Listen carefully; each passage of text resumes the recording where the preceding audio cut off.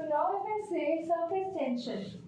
Surface tension is a property where free surface, देखो इसको पहले हिंदी में समझते हैं। क्या होता है कि एक लिक्विड का हमने मतलब लिक्विड से भरा कोई एक कंटेनर लिया, उसमें लिक्विड है, तो ऊपर के जो पार्टिकल्स है क्या उनको कुछ सरफेस मिल रहा है, मतलब कुछ एक फ्री सरफेस पे है, वो उनका एक ये जो ऊपर वाला सरफेस है दैट इज फ्री, राइट, उनको कुछ अट्रैक्ट करने के लिए नहीं मिल रहा है। सो आपस में ही सरफेस टेंशन का फोर्स लगाते हैं जिससे वो मिनिमम सरफेस एरिया एक्वायर कर पाए, वो सरफेस टेंशन जो है इंक्रीज कर जाए, ठीक है।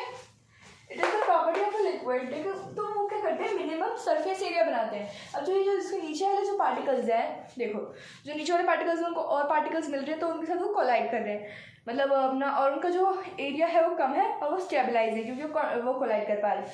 पर जो ऊपर वाले पार्टिकल्स बेचारे वो कहाँ जाएँ, सो वो मिनिमम सरफेस एरिया एक्वायर करना चाहते हैं जिससे वो भी आपस में मतलब जुड़ जाए, अट्रैक्शन हो जाए उनके बीच में। This tension is known as surface tension. इसी को मैंने यहाँ पे लिखा हुआ है, ओके। और इसका जो वो होता है, इसका जो फॉर्मूला होता है वो होता है force upon length, okay. So the particles, और इसके एप्लीकेशन होते हैं, देखो एप्लीकेशन से समझते हैं। हमने इंजन ऑयल लिया, ठीक है, इंजन ऑयल लिया। अब इंजन ऑयल पे जो इंजन ऑयल है वो स्प्रेड होना चाहिए, स्प्रेड होना चाहिए ना, तो उसकी सरफेस टेंशन क्या होगी, कम होगी ना, तभी तो स्प्रेड हो पाएगा। अगर वो पार्टिकल्स आपस में मिनिमम स्पेस में रहेंगे तो फैल ही नहीं पाएगा, वैसे जुड़े रहेंगे। पार्टिकल्स अगर थोड़े लूज होंगे तो फैलेंगे, अगर पार्टिकल्स ऐसे जुड़े हुए, सरफेस टेंशन बहुत ज़्यादा जुड़े हुए पार्टिकल्स सॉलिड की तरह मतलब एक्ट करेंगे, वो कैसे हो पाएगा, फिर कुछ नहीं हो सकता। तो उनको थोड़ा सा ल्यूब्रिकेंट्स हैं हमारे, उनको थोड़ा सा जो है स्मूथ रखा जाता है, उनमें सरफेस टेंशन क्या होती है, बहुत ज़्यादा कम होती है, जिससे वो सरफेस एरिया ज़्यादा ऑक्यूपाई कर सके। सेम सोप, अगर हम सोप लगाते हैं जो वो हमारी बॉडी में फैले ही नहीं तो क्या फ़ायदा। मान लो उसकी सरफेस टेंशन बहुत ज़्यादा होगी तो बहुत ज़्यादा पार्टिकल्स में प्रॉब्लम क्रिएट करेगा, बट अगर कम होगी तो कोई वो नहीं होगा। ऐसे एंटीसेप्टिक डेटॉल वगैरह जो हम लगाते हैं, सरफेस टेंशन कम होगी तो ऐसे बैठे रहेंगे, वो फैलना चाहिए ना चोट पे हमारी पूरी पे, नहीं तो रगड़ना पड़ेगा हमें चोट पे, है ना। फिर हम आते हैं हमारे नेक्स्ट टॉपिक पे, that is surface energy.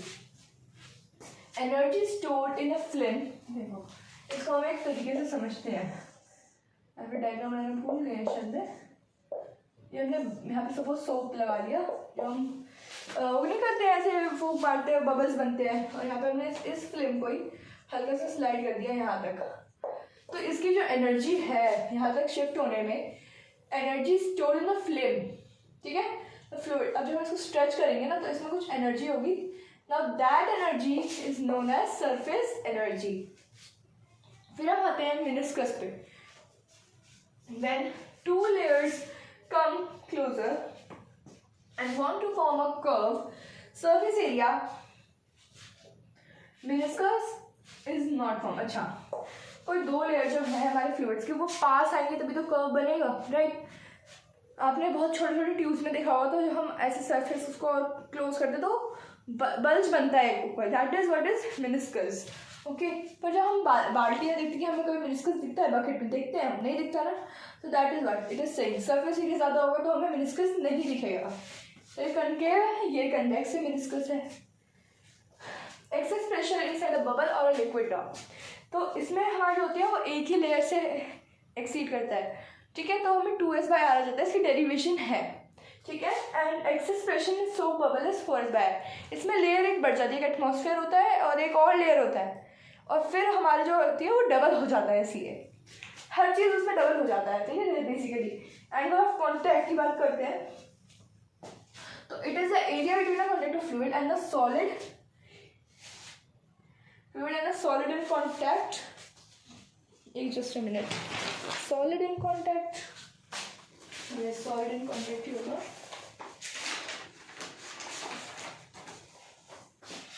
okay, solid means a tube solid, this is a solid substance ना, that is what it is meaning, ठीक है।